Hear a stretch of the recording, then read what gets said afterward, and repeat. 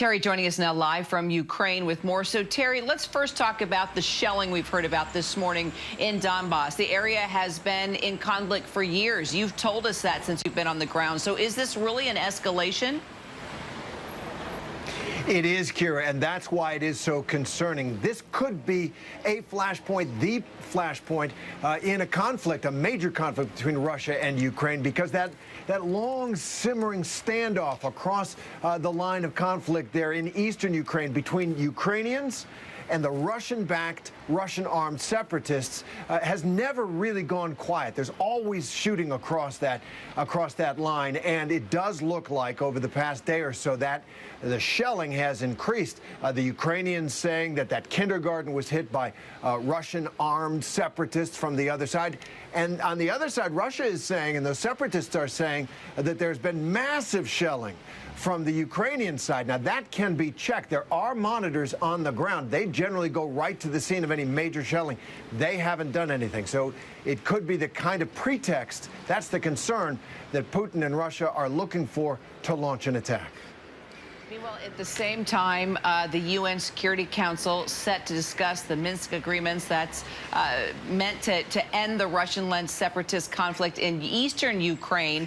What could come out of this meeting? And Secretary Blinken as well going to speak and be a part. Well, Kira, that is a huge moment for Secretary of State Blinken to make the case that the United States has made and continues to make, that these are no military exercises. This is no normal intimidation, which the Ukrainians have gotten used to over the years by Russia. This is something new. This is a poised potential invasion, and the world must rise to stop it.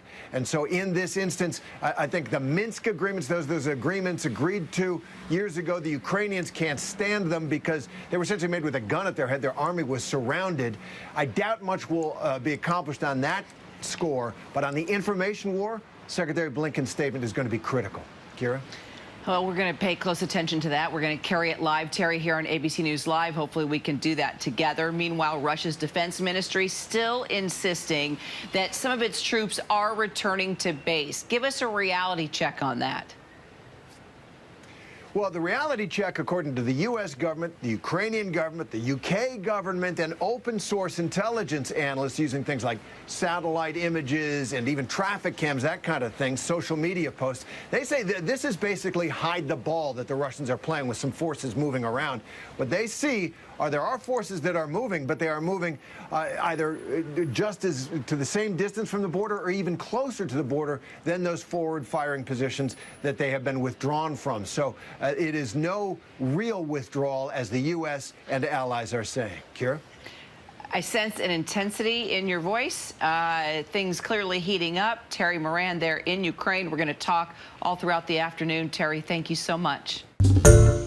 Hi, everyone. George Stephanopoulos here. Thanks for checking out the ABC News YouTube channel. If you'd like to get more videos, show highlights, and watch live event coverage, click on the right over here to subscribe to our channel. And don't forget to download the ABC News app for breaking news alerts. Thanks for watching.